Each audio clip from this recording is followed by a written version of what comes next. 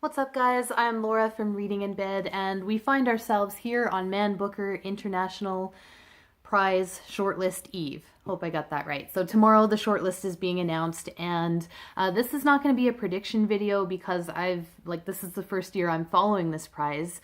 Not to mention it's only existed in its present form for like 2 years, so I have no idea what this prize would typically reward, and I don't know much about the judging panel, so it's all a big unknown to me. I have no idea what we're going to see on that shortlist tomorrow, but I thought I would do a roundup of the books I've read so far. I've managed to review 2 of them, which I'm actually kind of impressed with myself about, if you know me and how long it usually takes me to do reviews.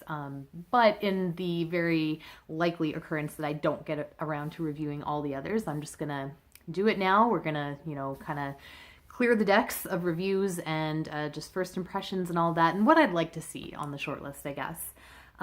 So I'll start with the 2 that there are reviews for, and I'll link them below. The first one I read was The Seventh Function of Language by Laurent Binet, and I liked it, but I didn't love it, so my whole review was about me suggesting other books that do certain things better than that book did. But it is very smart and very funny. My comparison was if David Foster Wallace wrote The Da Vinci Code. I think that's pretty apt.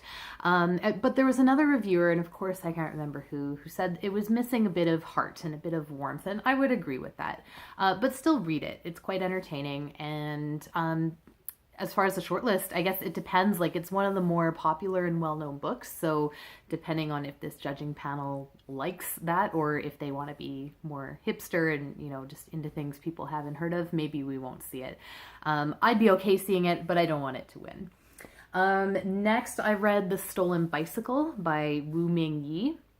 And my review on that is mostly just about the format and how I sort of wish that I had the physical book rather than the ebook, but then I came around to the ebook.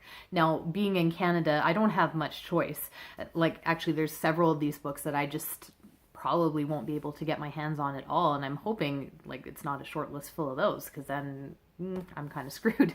But I really liked this book. I loved it, actually, despite the reading experience being a bit rocky. There were times when I got bored reading it, and I think I even fell asleep once. But it all came together in the end. I would get bored because it was sometimes difficult to follow all the threads and how does this relate back to the main narrative and who is speaking right now? But it does come together, so I would say just trust it. Just start reading it, and if you feel lost, just go with it. Trust the author, trust your abilities as a reader. You will get there eventually. And then I read Die, My Love. Now, this is one that I hope to do a full review of. What can I say in the meantime? I mean, this is a book about a new mother who's very isolated, and she basically falls apart mentally, emotionally, physically. So this may be a case where I talk again about other books that I feel address this a bit better, although better might be extremely subjective here. I'm thinking of books like Days of Abandonment by Elena Ferrante and Afterbirth by Alicia Albert. So these are all books about mothers and mothers coming apart, kind of about postpartum depression, although Die, My Love, I really don't like to see it talked about in those terms because in that book, it's postpartum psychosis, which is much different and much rarer. Speaking personally as someone who has experienced postpartum depression, that is not what's happening in this book, okay? Rest assured. But I think it is a good book. It is successful. The author and the translator use language very effectively to immerse you in this woman's mind as it is falling apart. So I would love to see this one on the short list. I don't know if I want to see it win. I don't know. It was missing something. I'm just not even really sure what that is yet. Next, I read The White Book by Han Kang. I knew going into it wasn't going to be my kind of thing, and it wasn't. It's very beautifully designed back at the library, unfortunately, so I can't show you, but the design of the book is quite beautiful. There's a lot of beautiful sentences in it, but I finished it, and it's gone. It really left no impression on me. I would say it's for Han Kang superfans, of which there are many. So if that's you, then yeah, pick up the book. As far as seeing it on the shortlist, like I don't really care to see it there. And since she already won this prize in its first year in this current form, yeah, I don't know. I don't really see it landing there, and I don't really want to see it. So, and then lastly, I'm not quite done yet, but I am nearing the end of Frankenstein in Baghdad. I was hoping to finish before the shortlist, but it's not happening.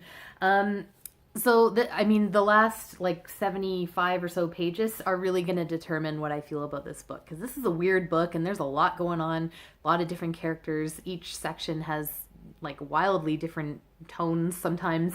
It's not a straight up retelling of Frankenstein. It's about kind of contemporary-ish Iraq, and there's a guy who basically sews together a bunch of body parts in the hopes that rather than just rotting in the streets, someone will give a full body a proper burial.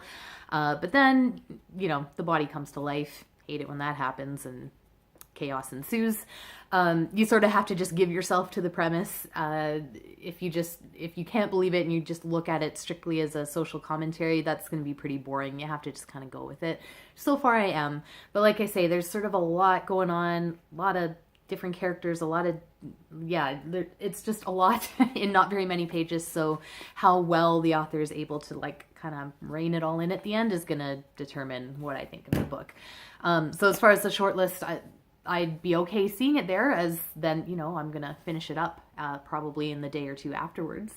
So that is what I have read. And then on deck, I've got Flights by Olga Tokarczuk. So I certainly, just for selfish reasons, I want this to make the shortlist so that I'm not like, meh, didn't make the shortlist, don't want to read it. Because I paid like $32 Canadian for this paperback because I had to order directly from the publisher in the UK, who sent it in great time, by the way, like way better than Book Depository would do. So thanks, Fitzcarraldo Editions.